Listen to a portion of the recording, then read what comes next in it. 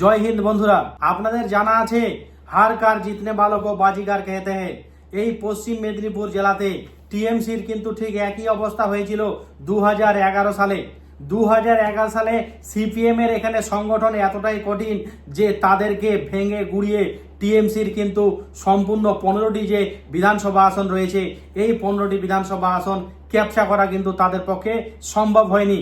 এখানে 2011 সালে টিএমসি 5টি আসন পায়। সিপিএম এখানে এই 2011 সালে টিএমসির জনজোয়ার থাকা সত্ত্বেও এখানে 7টি আসনে জয়লাভ করে। এবং আরেকদিকে রয়েছে কংগ্রেস কিন্তু এই যে পশ্চিম মেদিনীপুর জেলাতে খড়গপুর সদর এবং সবং এই দুটি মেন যে বিধানসভা আসন এই দুটি মেন বিধানসভা আসন কিন্তু কংগ্রেসের আয়ত্তে থেকে যায়। এবং পিংলা যে বিধানসভা আসনটি রয়েছে এই পিংলা বিধানসভা আসনে কিন্তু ডিএসপি থেকে জয়ী হয়, যার কারণে আমি বলছিলাম এখানে টিএমসি কিন্তু প্রথম অবস্থায় হেরেছে। তবে জিতেছে কখন? জিতেছে 2016 সালে।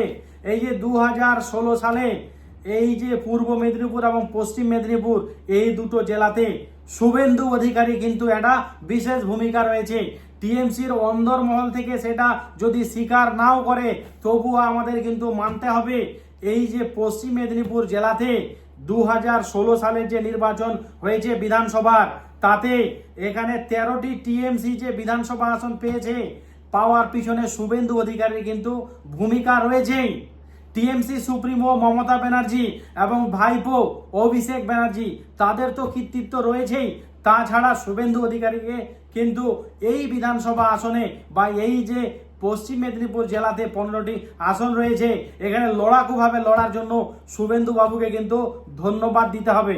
তার কারণ এই 2016 সালে যে খড়গপুর সদর যে বিধানসভা আসনটি রয়েছে এই খড়গপুর সদর বিধানসভা আসনে দিলীপ ঘোষ, গোয়াল সিং টিএমসির নেতৃত্বকে এখানে 6309টি ভোটে পরাজিত করে দিলীপ ঘোষ প্রথম কিন্তু পশ্চিম মেদিনীপুরে খাতা খুলেন দিলীপ ঘোষ। এই দিলীপ ঘোষই একমাত্র যিনি বিজেপির নেতৃত্ব, যিনি খড়গপুর সদর যে মেন বিধানসভা আসনটি রয়েছে এই মেন বিধানসভা আসন থেকে জয়ী হন দিলীপ ঘোষ। যেই সময়ে এই পশ্চিম মেদিনীপুরে কিন্তু টিএমসির একটা বড় জনজোয়ার ছিল, সেই সময়ে 2016 সালে টিএমসি কে টেক্কা দিয়েছে বিজেপি। তার জন্য ওয়েল ডান বিজেপি এখানে খড়গপুর সদর জয়ী হওয়ার জন্য।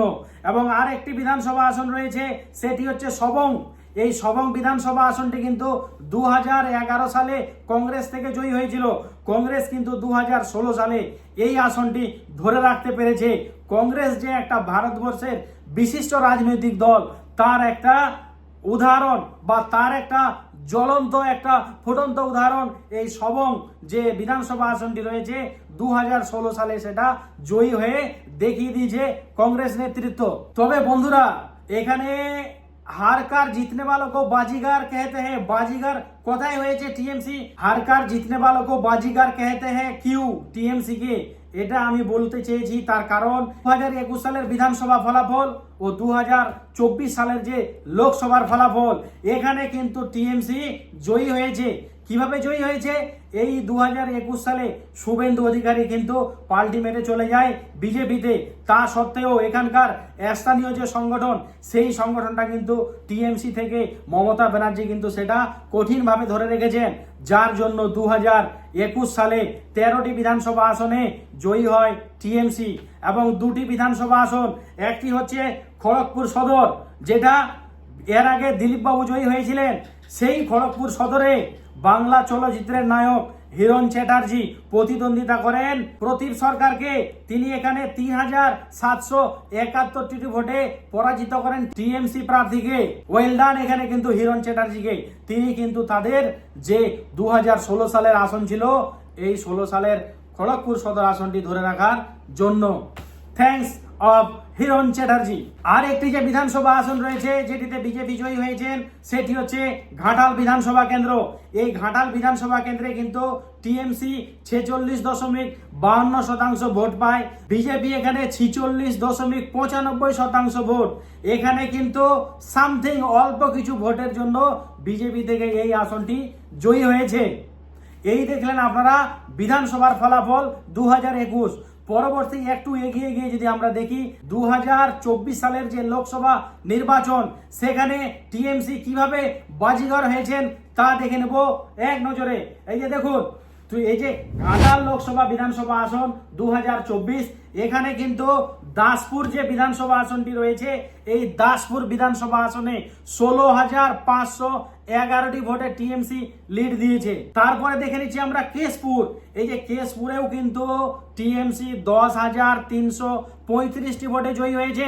এখানে কিন্তু টিএমসি তাদের যে লোকসভা আসনটি রয়েছে ঘাটাল, সিরিয়ালে জয়ী হয়েছে।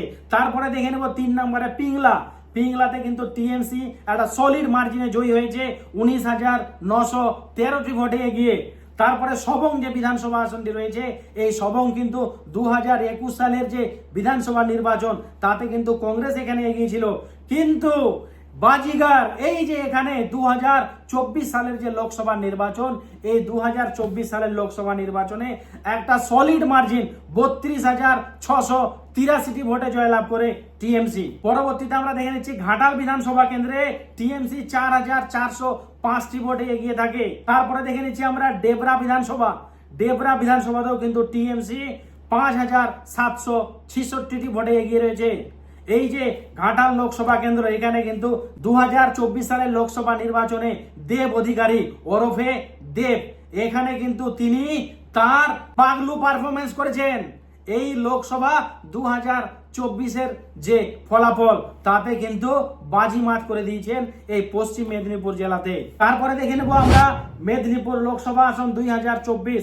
এখানে কিন্তু খড়গপুর সদর যে বিধানসভা আসনটি রয়েছে, এই খড়গপুর বিধানসভা যে মাটিতে কিন্তু একটা আলাদাই গন্ধ রয়েছে।